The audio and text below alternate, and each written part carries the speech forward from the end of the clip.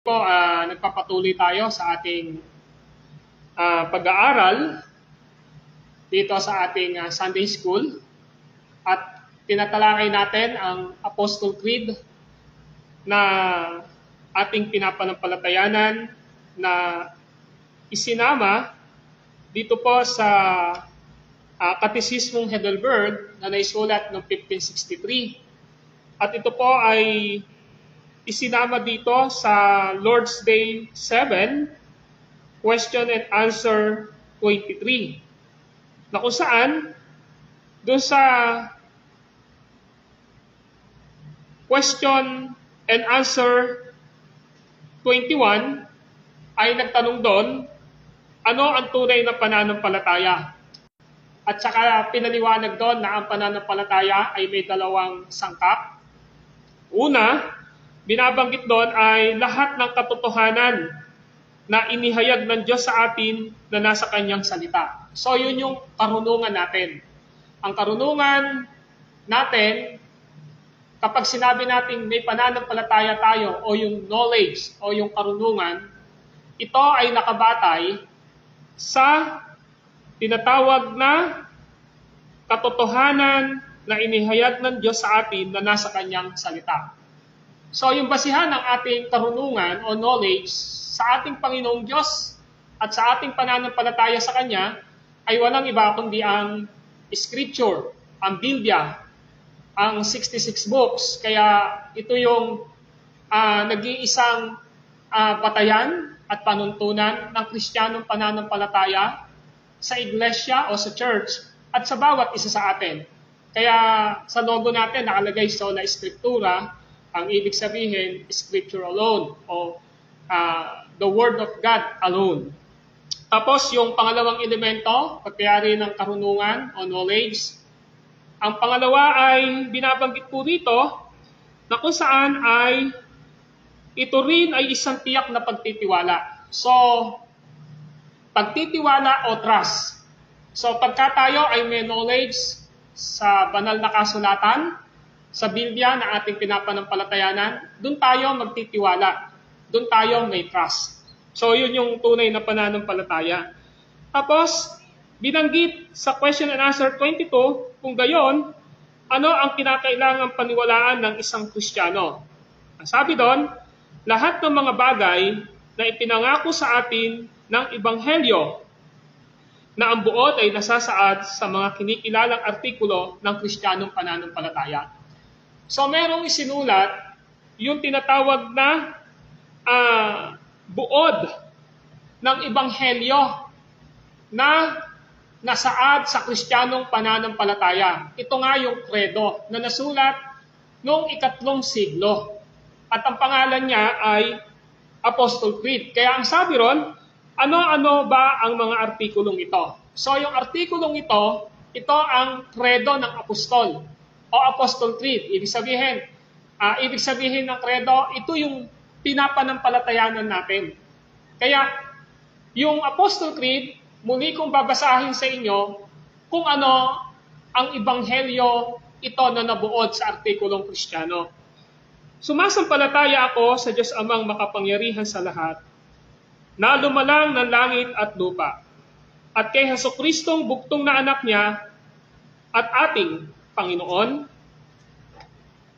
na sa hiwaga ng Espiritu Santo ay ipinanganak ni Birheng Maria, nagdusa sa hatol ni Poncio Pilato, ipinako sa krus, namatay at inilibing, bumaba sa dako ng mga patay. Sa 3 araw ay nabuhay na muli, umakyat sa langit at nakaluklok sa kanan ng Diyos Amang makapangyarihan sa lahat. Mula roon, paparito upang hukuman ang mga buhay at mga patay. Sumasampalataya ako sa Espiritu Santo, sa banal na iglesyang laganap, sa kapulungan ng mga taong dinanal ng Diyos, sa kapatawaran ng mga kasalanan, sa muling pagkabuhay ng katawan, at sa buhay na walang hanggan. Amen. So mapapansin natin na ang buod ng Ebanghelyo na nahayag sa Kristiyanong pananampalataya ay may isang Diyos sa tatlong persona. Kaya ang sabi doon, sumasampalataya ako sa Diyos Amang makapangyarihan sa lahat. Pangalawa, sumasampalataya ako, sabi ron, sumasampalataya ako kay Jesucristo, buktong na anak niya na ating Panginoon. At yung pangatlo, sumasampalataya ako sa Espiritu Santo. So, ibig sabihin, mga kapatid, ito ang buod ng Ebanghelyo. Na ang Ebanghelyo ng Diyos ay nagpahayag na mayroong isang Diyos pero nasa tatlong persona. Ang Diyos Ama, ang Diyos Anak na ating Panginoong Jesucristo, ang Diyos Espiritu Santo, pero iisang Diyos sila. Pinagpapatuloy natin ang ating pag-aaral patungkol sa ang Diyos Espiritu Santo. At ating tinatalakay dito sa Lord's Day 21, question and answer 54 hanggang 56, yung tinatawag na One and Holy Catholic Church. Dinefine ko ang salitang Catholic, hindi siya ito referring sa Roman Catholic. Ang salitang Catholic ay may kahulugan sa English na Universal Church o sa Tagalog, pangkalahatang iglesia o kalipunan ng mga taong binanal ng Diyos kay Jesucristo. Sila ang mga tao na pinili ng Diyos Ama bago pa lalangin ang sanlibutan, na ang lahat ng pinili ng Diyos Ama ay ibinigay ng Ama kay Kristo upang mamatay sa cross, na yon ang kanyang babayaran. At ang banal na Espiritu ang siyang nagbabago ng puso ng tao, sa English, regeneration, or gumagawa upang magbigay ng isang bagong kapanganakan o born again. At siya din ang tinatawag na selyo at tanda ng ating kaligtasan. Pero dapat nating maintindihan na yon ang tinatawag na Catholic Universal Church. Sumasampalataya sa iisang Diyos na may tatlong persona at sa distinction o pagkakaiba-iba nila ng gawain, lalo na sa pagliligtas, pero sa iisang layunin ay magkakaisa sila. Sa kanilang pagiging Diyos, walang mataas, walang mababa. Isang Diyos na pantay-pantay, pero magkakaiba sa kanilang gawain. Ngayon, tinalakay natin yung salitang banal na iglesyang laganap ni Kristo. Nakita natin meron lamang isang church ang ating Panginoong Jesucristo. One body, universal, pangkalahatan. Na-explain ko na po yun. Pangalawa, tinignan natin, noong last Sunday, school natin, na yung sa kapulungan ng mga taong binanal ng Diyos.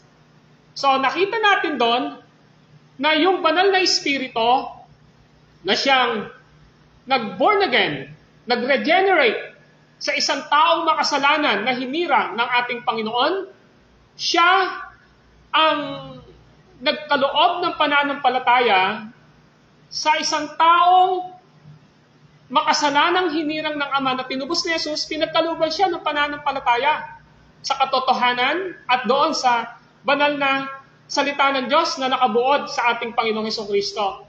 Tapos, yung taong yon, after na masave siya, maligtas siya, bahagi siya ng katawan ng ating Panginoong Jesucristo. Kaya kung may local church, halimbawa dito sa atin, na ito, local church ito, ang church na ito ay kabilang sa tinatawag na Universal Church o pangkalahatang iglesia o katawan ng ating Panginoong Jesucristo. Pero, nangyayari yon, naaral natin, dahil si Jesus ang lumilikom o tumatawag ng mga taong ililigtas niya sa pamamagitan ng banal na Espiritu, siya ang nagtatanggol, nag-iingat sa kanyang church na iyon, sa mga mananampalatayang naroon. At siya din ang naglalagay sa puso natin ng mga kaloob na spiritual upang mapaglingkuran natin ang Panginoong Diyos. Kaya yung pag-aaral natin last Sunday, once na ikaw ay kasama na sa kalipunan ng mga taong binanal ng Diyos dahil kay Kristo, nagsisimula na sa puso ng bawat isa sa atin o sa inyo na dapat naglilingkod kayo sa ating Panginoong Diyos. Amen?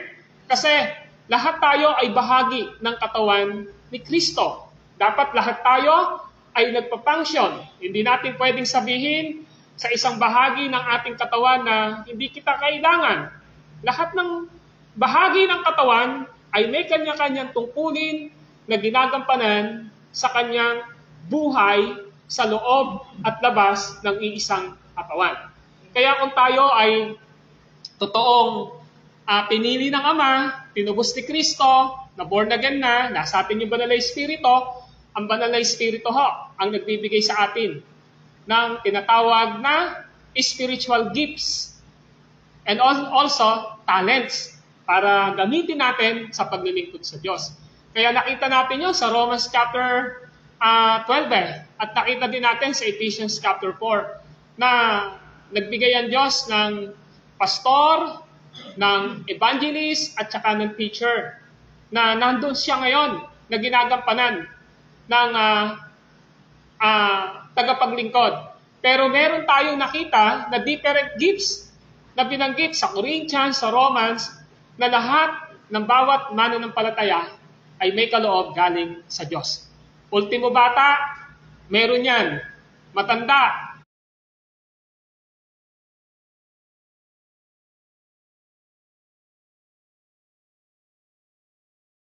binata, dalaga, lahat tayo ay mayroong function sa loob ng simbahan.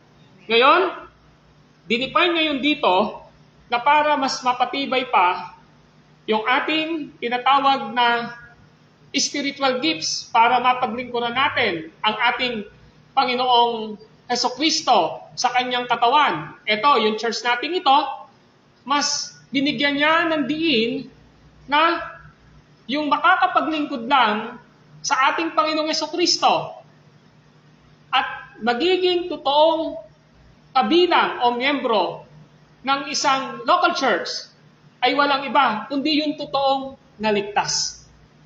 Yung totoong naligtas. Kasi kahit na ho, nandito ka sa church, pwedeng nag-ministry ka, pero kung hindi mo totoo na na-experience at naranasan ang pagliligtas sa biyaya ng Diyos sa ating pagiging makasalanan, hindi tayo makakapagpatuloy sa loob ng isang local church. Mawawala at mawawala. And that is my experience for almost 25, going to 26 years in the ministry.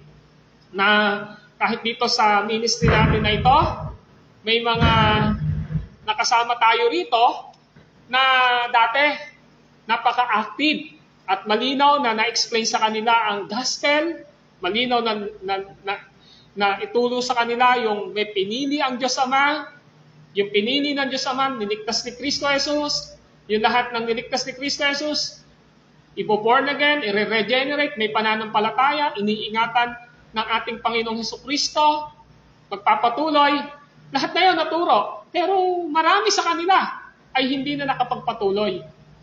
So nangangahulugan, it doesn't mean na tayo ay nasa isang local church, nakakapag-ministry na tayo, pero kung hindi natin lubos at totoo na naiintindihan ang ebanghelyo na pinag-aaralan natin, yung isang Diyos sa tatlong persona, na tinubos tayo ni Hesukristo dahil pinili tayo ng Ama, ni regenerate, dinordagin tayo ng Holy Spirit, at tayo ay may katiyakan ng kaligtasan, kung hindi natin maiintindihan yung assurance of our salvation sa loob ng simbahan, hindi ka makakapagpatuloy. Kaya ngayon tinalakay dito sa question and answer 56. At ang sabi rito, ano ang pinaniniwalaan mo tungkol sa kapatawaran ng mga kasalanan?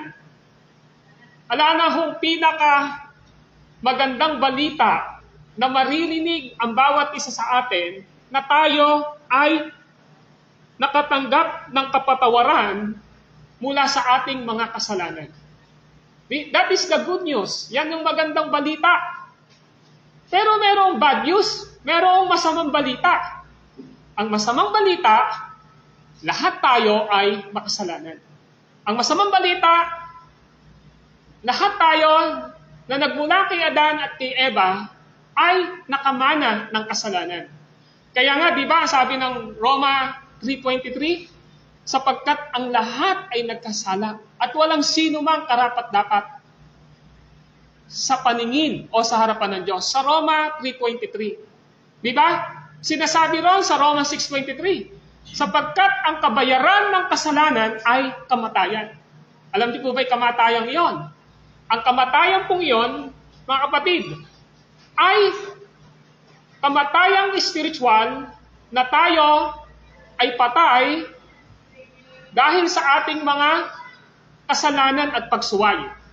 We are dead in trespasses and sin. Kaya di ba tinuro ng Banal na Espiritu na merong kapanganakang espiritual sa John chapter 3? Kaya merong turo yung Bible na ang ipinanganak sa laman, ang ipinanganak sa Espiritu, sa Espiritu. Ano ba yung pinanganak sa laman? Yung po yung ating unang kapanganakan nang tayo ay ipinanganak ng ating mga nanay, tayo ho ay nakamana ng kasalanan. Bakit? Sabi ng Romans 5:12, pumasok ang kasalanan sa pamamagitan ng isang taong si Adan. At sa pamamagitan niya, lumaganap ang kamatayan sa lahat ng tao sapagkat ang lahat ay nagkasala. Pero alam nyo, yung kamatayang binabanggit doon dalawa, kamatayang spiritual. Ngayon, ang isang tao na hindi po naligtas mula sa kanyang spiritual death dahil sa kasalanan, alam nyo ang mangyayari? Kapag namatay ang tao na yon, may tinatawag po na eternal separation from the Lord. Ano ibig sabihin doon? Mawawalay po ng walang hanggan sa Diyos. At saan sa lalagay? Malinaw po ang sinasabi ng Bible na mayroong apoy ng paghihirap sa Lucas 16. At sa Revelation chapter 21, may binanggit doon na lawang apoy na asupre na ikalawang kamatayan o eternal separation. Kaya naman, malinaw na yan ang pinakamasamang balita. Pinakamasamang balita. Di ba pagka nakarinig tayo ng bad news, kapag nakarinig tayo ng bad news, nalulungkot tayo. Tama po ba? Ayaw natin ng masamang balita. Ayaw natin ng bad news. Kasi alam natin kapag nakarinig tayo, nakatanggap tayo ng bad news o masamang balita, hindi maganda yon. Pero yan ang sinasabi sa atin ng Biblia. Kaya, ibig sabihin, kapag alam natin na may masamang balita, tayo ay nalulungkot. Kapag may bad news, ano nangyayari sa atin? Tayo ay nanlulumo. Tayo ay nawawalan na ng pag-asa. Pero hindi ho yun nanatili doon. Sapagkat sinasabi ng ating Apostle Creed, ang sabi rito, may kapatawaran ng mga kasalanan. The forgiveness of sin. Ganito yun eh. Minsan, di ba, kapag may pride ang tao, ayaw niya na mag-ask ng repentance o pagsisisi. Tapos pag ma-pride din yung tao, ayaw niya na magbigay ng forgiveness sa isang taong humihingi sa kasalanang nagawa. Because of pride. Nakuha nyo? Pero alam nyo po, sinama sa Apostle Creed na summary ng Ebanghelyo ng Diyos. Ang sabi ron, ano ang pinaniniwalaan mo tungkol sa kapatawaran ng mga kasalanan? So kung mayroong bad news, na tayo'y makasalanan, tayo'y nahiwalay sa Diyos Ama, tayo ay karapat-dapat na maparusahan sa apoy ng impyerno, tayo ay karapat-dapat na hatulan sa ating kaluluwa, pag namatay tayo rito sa apoy ng paghihirap, at dapat tayong makaranas ng pagpaparusa sa kakumpletohan ng ating katawan sa pagbabalik ni Kristo, meron pong pag-asa sa mga pinili ng Diyos Ama at tinubos ni Kristo. At yun ay walang iba, kundi ang kapatawaran ng kasalanan, the forgiveness of our sin. Ngayon, kung gusto nating maintindihan at paniwalaan ang kataga o pangungusap na kapatawaran ng mga kasalanan, ano ba yung dapat nating paniwalaan doon? Alam nyo, hindi ho tayo naniniwala by our feelings. Dahil ang sabi ng Bible, yung pakiramdam natin, mandaraya. Hindi ho tayo naniniwala sa prinsipyo lamang ng ating pakiramdam. Hindi ko sinasabing walang bearing ang feelings natin. Pero yung feelings natin o nararamdaman natin, dapat lagi siyang nakabase sa truth, sa katotohanan. Kaya yung pinaniniwalaan natin, nakabase siya palagi sa katotohanan. Kaya, di ba, yung pananampalataya, in-explain ko kanina, ni-review natin, ang pananampalataya daw ay dapat na paniniwala saan? Katotohanan. Na inihayag ng Diyos sa pamamagitan ng kanyang mga salita. The written word of God, and that is the Bible. Pangalawa, doon tayo nagtatrust, doon tayo nagtitiwala. Kaya, we are not relying and depending to our own feelings. Kasi ang pakiramdam po natin ay deceitful o mandaraya. Ngayon, para matipahin siya, sabi rito, na ang Diyos, ng ating Panginoong Diyos po, siya ho ang nagsasabi sa atin na tayo ba ay napatawad na sa kasalanan. Hindi, mga kapatid, I have no authority to tell you na ikaw ay pinatawad na ng Diyos sa kasalanan niya. Hindi ho. Wala po. We are not the right people to judge na sasabihin ko sa isang tao, ikaw ay niligtas na ng Diyos. What I mean is, dapat kung sasabihin ko man, halimbawa kay Lemuel Timothy na, Timothy, ikaw ay ligtas, dapat narinig ko sa bibig ni Lemuel Timothy kung sino ang Diyos na pinaniniwalaan niya at kung sino ang Diyos na nagligtas sa kanya. Tama po ba? At kapag naintindihan at narinig ko sa kanya na siya ay naligtas dahil sa Diyos, na nangangahulugang naligtas siya dahil isa siya sa pinili ng Diyos Ama bago palalangin ang sanlibutan, at sinasabi niya sa akin, halimbawa na dahil pinili ako ng Diyos Ama, ibinigay niya ako kahit di pa ako pinanganganak, 2,000 taon na ang nakalilipas sa pamamagitan ng kamatayan ni Kristo sa krus. Na si Kristo ang nagbayad ng aking kasalanan doon sa cross. At dahil binayaran ako ni Jesus sa aking kasalanan doon sa cross, 2,000 taon ang nakalilipas, sasabihin ni Timothy dapat sa akin, ako ay binago yung puso ko, yung pagkatao ko ng banal na Espiritu. Binorn again ako, niregenerate ako ng banal na Espiritu at pinagkaluban niya ako ng pananampalataya dun sa natapos na ginawa ni Kristo sa krus. Na si Jesus, na walang kasalanan, Diyos, nagkatawan tao at naging tao, namatay sa krus para bayaran ang aking kasalanan, akuin ang aking kasalanan.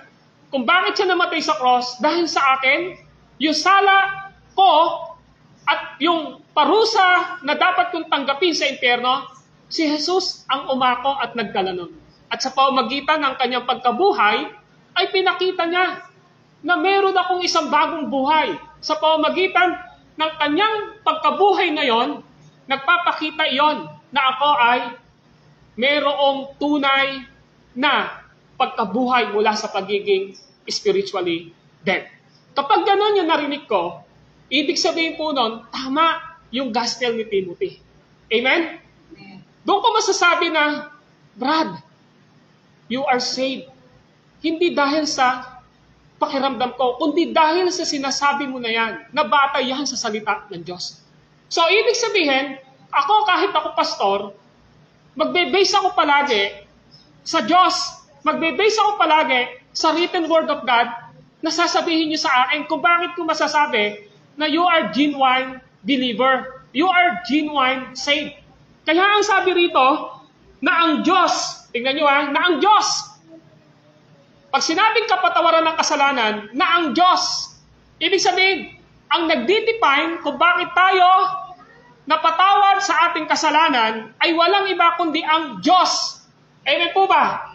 Ang Diyos sa pamamagitan ni Kristo ng gawa ng banal na Espiritu at ng sinasabi ng kanyang banal na salita. Kaya ang sabi, kapag narinig natin na tayo ay may kapatawaran na ng mga kasalanan, dapat iniisip natin na ang Diyos, dahil sa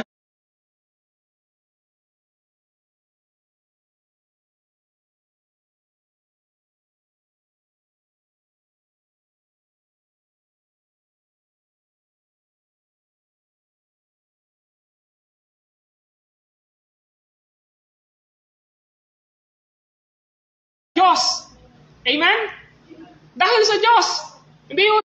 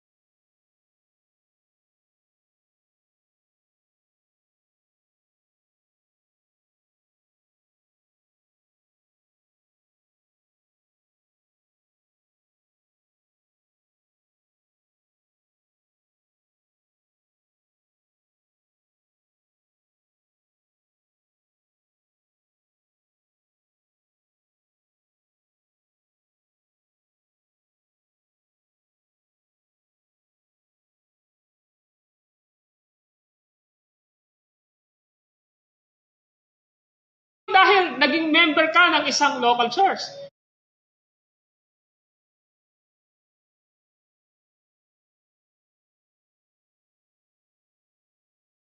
Hindi dahil sumunod ka sa tinatawag na prayer of repentance. Hindi dahil napasunod ka lang. Hindi dahil sa gawa mo. Hindi ho yun. Kundi naligtas ka, meron kang tinanggap ng kapatawaran ng kasalanan dahil sa Diyos. Amen po ba? Dahil sa Diyos. Ngayon, dinefine. Sino ba yung Diyos na yan? Ito ang sabi. Batay sa ginawa ni Kristo.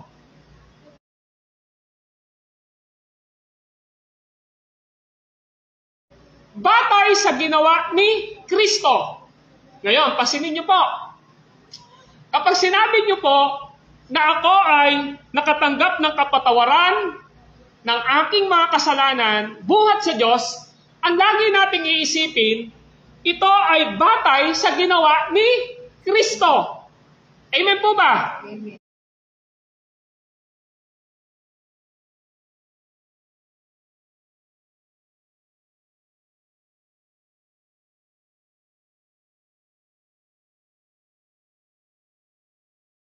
So, kapag sinabi nyo na napatawad na ako sa aking kasalanan, ang pinakasentro nito ay batay sa ginawa ni Kristo. Ngayon, ang tanong natin, ano ba yung batay sa ginawa ni Kristo? Tingnan nyo po. Ang sabi ho ng unang Juan 2:2, mga kapatid,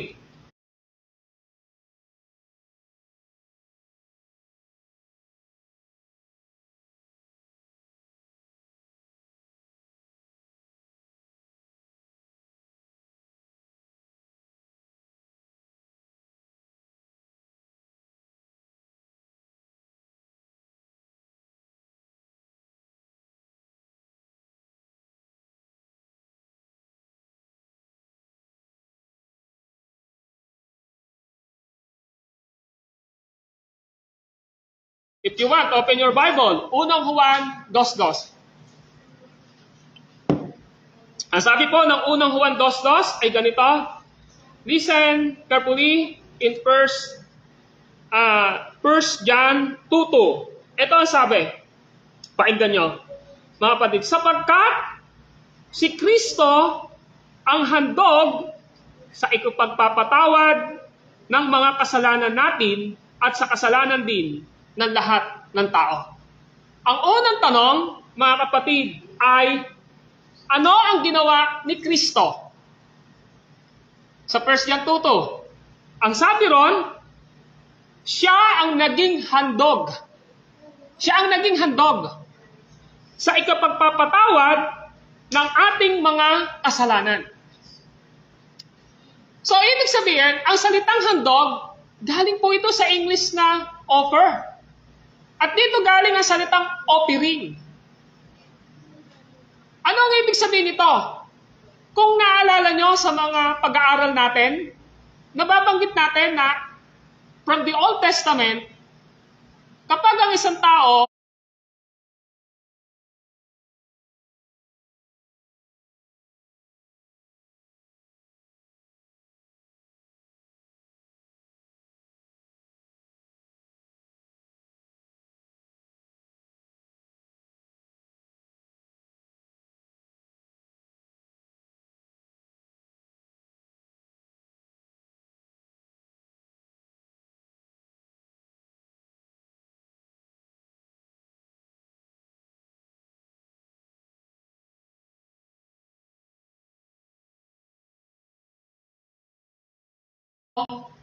ay may kasalanan siya, tama po ba? Nagdadala siya ng hayop. Yung hayop po na yon, nadadalahin niya, kailangan perfect. Kaya ang pag-o-offer po doon sa Old Testament, hindi po sinisiyasat yung nagdadala. Kumari ako, may dala akong tupa. Hindi ako yung sinisiyasat ng mga priest. Alam niyo kung ano yung sinisiyasat? Yung ino-offer kong daladala. Kasi sa lumang tipan, alam nila yon na kapag ka nagkasala ka, bago ka mag-worship kay Lord, sa pagsamba mo, may dadalahin kang handog. At yung handog na yon, yun yung kinikilatis ng mga priest.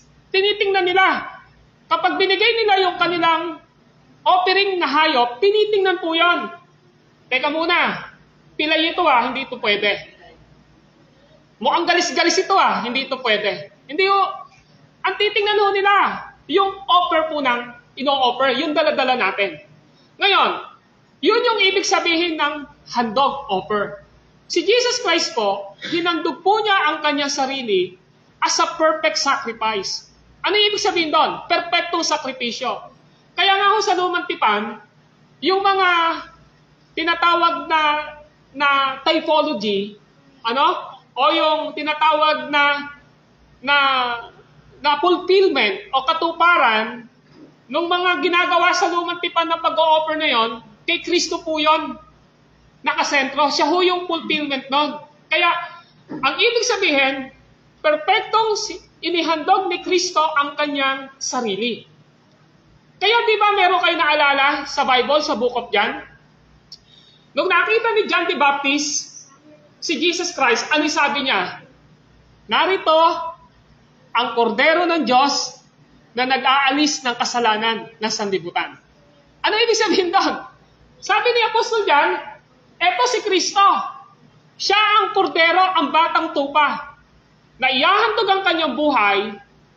Pagka nandun na siya sa tamang panahon, 33.5 years, ihahandog niya yung kanyang buhay para sa ating mga kasalanan. Kaya tingnan nyo ang sabi dyan ng unang Juan 2:2, ang linaw. Sapagkat si Kristo ang handog sa ikapagpapatawad ng mga kasalanan natin. Wala hong ibang naghandog para ikaw ay makawalang sala sa kasalanan mo, kundi si Kristo na Diyos na nagkatawang tao. Amen? Dapat paniwalaan natin yun. Diyos po si Jesus.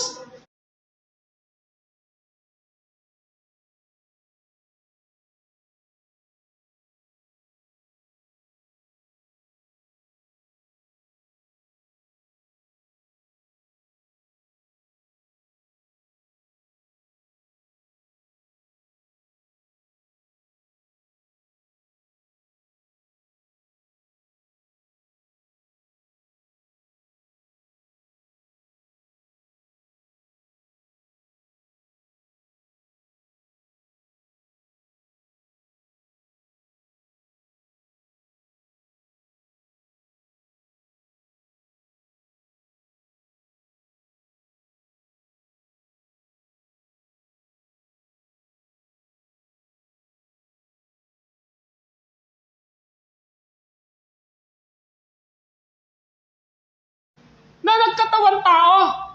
At bakit siya nagkatawan tao? 2,000 taon nang nakalilipas. Para mamatay siya sa krus.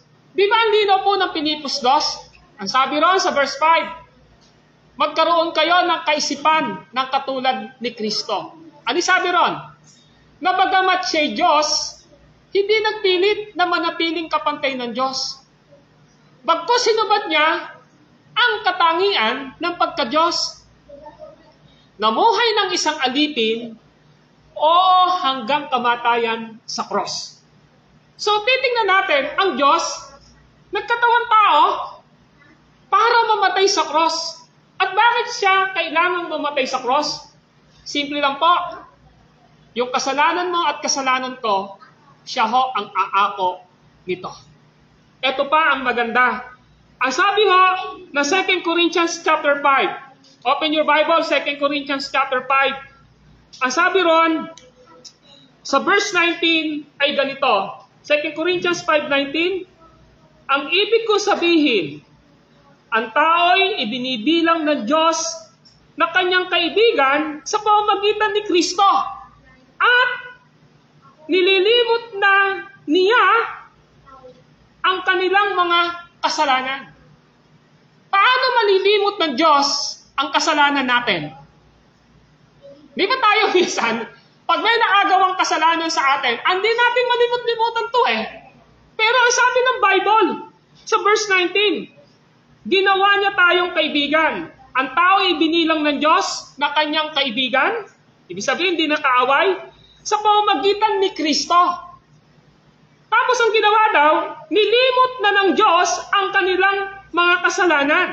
So, ibig sabihin, kung bakit nalimutan na ng Diyos ang pagiging makasalanan natin, kung bakit kinalimutan na ng Diyos na dapat pag namatay tayo, pupunta tayo sa impyerno dahil kay Kristo. Amen? Sa pamamagitan ng ginawa ni Kristo. Alam nyo, mayroon pa pong binabanggit doon. Mga kapatid, napakaganda nito sa verse 21 ng 2 Corinthians 5:21. Ang sabi ng 2 Corinthians 5:21 ay ito, hindi nagkasala si Kristo. Tingnan nyo hindi nagkasala si Kristo. Ibig sabihin, Samsi, walang kasalanan si Kristo. Perfect po siya eh. Asli, walang kasalanan si Kristo, perfect siya. Brad, mga kapatid, wala akong kasalanan si Kristo. Ang sabi ng verse 21, hindi nagkasala si Kristo. Yan din ang sinasabi ng Book of Hebrew. Na nauunawaan niya ang ating kalagayan. Pero, ni isang katuldok ng kasalanan, wala hong naging kasalanan si Kristo. That's why He is perfect. Christ is perfect. He is a sinless. Nang siya ay nagkatawang tao. Kaya sabi, hindi nagkasala si Kristo, ngunit dahil sa atin. Yun pala. Dahil sa atin, dahil sa iyo, dahil sa atin, ang sabi ron, siya ibinilang na makasalanan. Bakit siya ibinilang na makasalanan? Ganito po yun. Yung offering po sa Old Testament ng mga perfect animals, may kasalanan ba yung hayop? Wala naman, di ba? Kuwari ako yung may kasalanan. Sa Old Testament, ang gagawin ko, dala-dala ko yung, halimbawa yung tupa at bibigay ko sa priest, sasabihin ko, eto po yung offer ko. Ang tanong natin, bakit yung dala kong animal, wala namang kasalanan niya? Ano ba yung kasalanan nun? Wala naman po, di po ba? Alam niyo, bakit po dinadala mo yon? Yung offer yun. Kasi yung kasalanan mo, yun ang simbolo na dadalahin ng hayop na yon. Naku niyo, siya na hayop, na perfect animal, na walang kasalanan. Halimbawa, yung tupa, na perfecto na walang kasalanan, bakit siya yung kailangan mag-offer? Bakit kailangan siya yung ihandog? Tama po ba? May kasalanan ba yung hayop na ino-offer natin? Wala. Pero alam niyo bakit po? Kasi yung kasalanan mo, aakuin nung ino-offer mong tupa na yon. Ganun yung ginawa ni Kristo sa atin. Ang sabi ron, walang kasalanan si Kristo. Pero, ganun tayo kamahal ni Kristo. Isipin mo yung kasalanan ko na papupunta ako sa impyerno. Inako ni Kristo nung namatay siya sa cross. At sinabi niya, Ama ko, bakit mo ako pinabayaan? Tama po ba? Dinala ni Kristo. Kaya ang sabi doon, malinaw, hindi nagkasala si Kristo, ngunit dahil sa iyo at sa akin, ang sabi ron, si Kristo ay ibinilang na makasalanan upang makipag-isa tayo sa Kanya at mapabanal sa harapan ng Diyos sa pamamagitan niya. Ibig sabihin, si Kristo po ang tumatawan sa atin. Si Kristo ang umako sa atin. Kaya wala ho tayong ibang basihan, mga kapatid, ng kaligtasan. Wala po. Ang basihan ng ating salvation ay wala pong iba kundi si Kristo. Amen? Kaya kapag sinabing meron ka ng karanasan ng kapatawaran sa iyong mga kasalanan, gawa ho ito ng Diyos. Sabi ron, na ang Diyos, batay sa ginawa ni Kristo, yun yung basihan ng ating kaligtasan.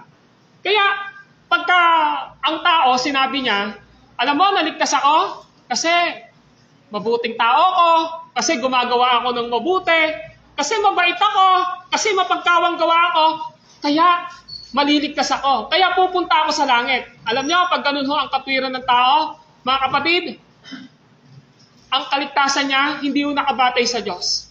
Ang kaligtasan niya ay hindi nakabatay kay Kristo. Kanino po nakabatay?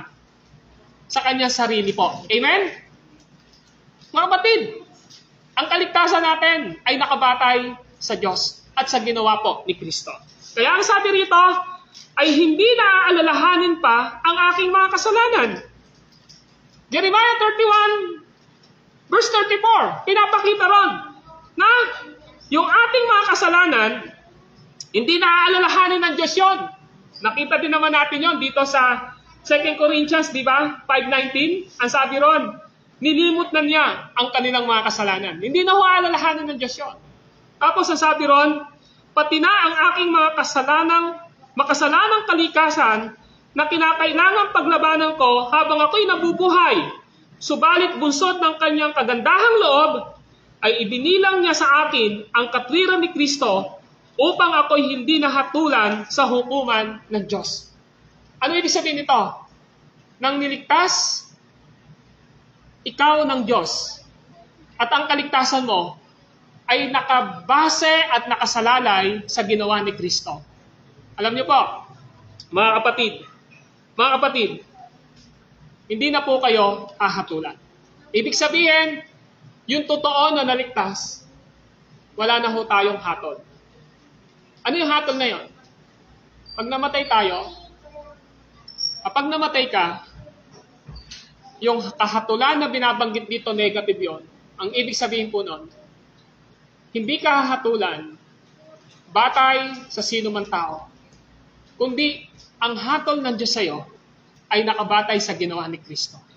Kaya kapag namatay tayo at humarap tayo sa Diyos Ama, ang dapat na makita sa atin ay ang katwiran ni Jesucristo na inilagay sa atin sa pamamagitan ng pananampalataya natin sa Kanya. Ang dapat na makita sa ating pananampalataya ay ang kamatayan, pagkalibing at pagkabuhay ni Kristo. At kapag naranasan natin yon, mga kapatid, wala na tayong kahatulan. Wala nang kahatulan o maparusahan sa apoy na binabanggit sa Lucas 16 at sa lawang apoy na asupre na binabanggit sa Pahayag 22, verse 8. Amen? Wala na. Kaya ngayon, kapag tinanong sa atin, paano ka napatawad sa kasalanan mo? Ang lagi nating sasabihin, batay lamang sa ginawa ni Kristo. Yun lagi mo sasabihin. Yun dapat ang pananampalataya natin. Bakit ka napatawad sa kasalanan, Fernando? Batay sa ginawa ni Kristo. Ano ba ginawa ni Kristo? Si Kristo namatay sa cross. Paibuksan po yan. Inako niya yung aking sala. Na sana ako ay mapaparusahan sa impyerno. Siya ang umako ng aking kasalanan. Amen? So, ibig sabihin, batay sa ginawa ni Kristo. Amen? Kaya pag tinanong tayo, paano tayo naligtas? Ang lagi natin sasabihin, batay sa ginawa ni Kristo. Ang kaligtasan na mayroon ako ay galing sa Diyos. Ibig sabihin, malinaw sa atin dapat ang Apostle Creed na ang Diyos Ama ang pumili o humirang sa atin bago pa lalangin ang sanlibutan. At ang lahat ng pinili at hinirang ng Ama ay ibinigay niya kay Kristo upang bayaran ang kanilang sala sa pamamagitan ng kamatayan niya sa cross. At ang lahat ng tinubos ni Kristo sa cross ay titiyakin ng banal na Espiritu na ang taong binayaran ni Kristo sa cross ay kanyang i-regenerate, babaguhin ang puso, bubuhayin sa kanyang spiritual na kamatayan at bibigyan ng isang bagong kapanganakan. At ang kasunod nito ay ang kaloob at regalo ng pananampalataya doon sa natapos na ginawa ni Kristo sa krus. Sasampalatayanan niya. At yon ang naglalagay sa kanya upang magsisi siya. Si Jesus ay maging tagapagligtas at Panginoon ang kanyang buhay. At doon siya tatalikod sa kanyang kasalanan at mararanasan niya ang isang bagong buhay na ninilang ng ating Panginoon Jesucristo. Yan ang ibig sabihin na meron na tayong kapatawaran ng mga kasalanan. Hindi ho dahil sa mabuting gawa mo, hindi ho dahil mabait ka, hindi ho dahil hindi ka gumagawa ng mali, hindi. Kaya tayo napatawad sa kasalanan natin dahil kay Kristo. Wala na pong iba. So kapatid, yan ang ibig sabihin. Kaya kung bahagi tayo ng katawan ng ating Panginoong Jesucristo, yung tinatawag doon na kalipunan ng mga taong binanal ng Diyos, na nasa isang local church, nasa isang kalipunan ng mananampalataya, dapat malinaw sa atin kung bakit tayo kabahagi doon. Kasi tinatawag na tayo ng Diyos sa kasalanan natin. At ang basihan, ba't niya tayo pinatawag? Dahil sa Diyos at batay sa ginawa lamang ni Kristo sa cross. Kapag ginawa natin yon, mangyayari yung pinag-aralan natin na tayo ay magiging kabahagi sa layunin ng Diyos kung bakit niya tayo niligtas. Hindi lang para magkaroon ng buhay na walang hanggan, kundi para paglingkuran natin si Jesus sa isang local church. Amen? Pinag-aralan natin last Sunday yun. Kaya, ang sabi doon, ang banal na Espiritu ang siyang nagkaloob sa atin ng mga spiritual na kaloob upang magamit natin para maipaglingkod natin kay Kristo. Bahagi ka na ngayon ng katawan ni Kristo kung totoong niligtas ka. Kaya may function ka dapat sa loob ng church. Amen? Wala hong bahagi sa katawan na hindi mahalaga. Lahat ng nilagay ng Diyos sa katawan natin, meron po yung purpose. May layunin yan. Tama po ba? Wala po. Hindi mo pwedeng sabihin, kuko, hindi ka mahalaga. Mahalaga po yan, ba't nilagay ng Lord yan?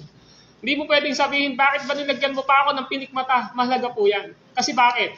Kapag ka po mapupuin ka, napipikit ka eh. Tama po ba? Kasi dinadaanan yung pinikmata mo. Bakit ba meron tayong ano tawag din ay? Kilay. Kasi para pagka pinagpapawisan tayo, hindi mo nadidiretso sa mata natin kasi maalat yung Tama po ba? So, ganun po yun. So, bahagi ka na ngayon sa katawan ng ating Panginoon kung totoo na naranasan mo ang kapatawaran ng kasalanan, batay sa Diyos, at batay lamang sa ginawa ni Kristo. At kapag nangyari sa iyo yon ang totoong pagiging kabahagi mo sa isang local church. Hindi nakabatay sa listahan, kundi batay sa ginawa ni Kristo.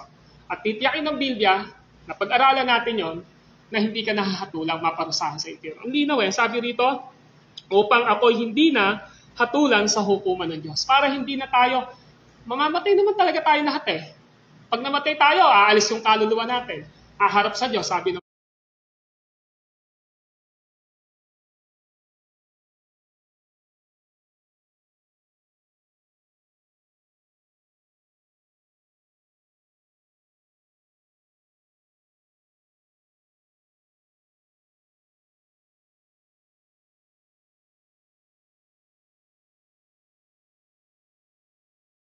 Bible. Pagharap natin doon, hindi na ho tayo hahatulan ng Diyos papunta sa impyerno. At tayo ay may buhay na walang hanggan. Amen? So yun yung pinakamaganda. Kaya mga kapatid, yan ang ibig sabihin ng ating pinag-aralan. Kapatawaran ng kasalanan, batay sa Diyos at batay sa ginawa ni Kristo upang hindi na alalahanin pa ng Diyos ang ating mga kasalanan at limutin na niya. Upang na sa ganon, kapag namatay tayo, at humarap tayo sa hukuman ng Diyos. Tayong lahat ay may buhay na walang hanggan. Let us pray. Lord, maraming salamat sa mga salita nyo na amin pong napagsalusaluhan, na ipaliwanag. Hindi po ito salita na nagbibigay lamang ng magandang pakiramdam o nagbibigay ng isang magandang values sa buhay namin. Kundi ito ay isang makapangyarihang salita nyo at ebanghelyo ninyo na siyang gagapi sa anumang pride na meron kami. Upang sabihin namin na sa sarili namin hindi namin kayang maligtas. Kahit gatuldok na mabubuting gawa namin ay hindi makakapagligtas sa amin. Kundi batay lamang sa inyo, Panginoong Diyos. Batay lamang sa ginawa na natapos ni Kristo Jesus sa cross, na namatay siya, nilibing at muling nabuhay. At alam namin, Panginoong Diyos, na kapag naranasan namin ang pagliligtas ninyo, Panginoong Diyos, na batay sa ginawa ni Kristo, may radikal po na pagbabago sa buhay namin. Katulad ng aming napag-aralan kanina, may bagong kapanganakang spiritual kami at patuloy na kami ay pinalaya at niniligtas nyo sa anumang kasalanan, anumang bisyo, anumang mali na meron sa buhay namin. We have a true freedom because of Jesus Christ, because of the Holy Spirit sa buhay po naming lahat. Kaya Lord, we are thankful and grateful for your gospel na natanggap po namin. At nawa, ang banal mo pong Espiritu ang magpaunawa nito sa bawat naririto ngayon na nakarinig ng inyong salita. Nawa, magkaroon po ito ng makapangyarihang reformation o pagbabago sa buhay po namin lahat. This is my prayer in Christ's name. Amen. Amen.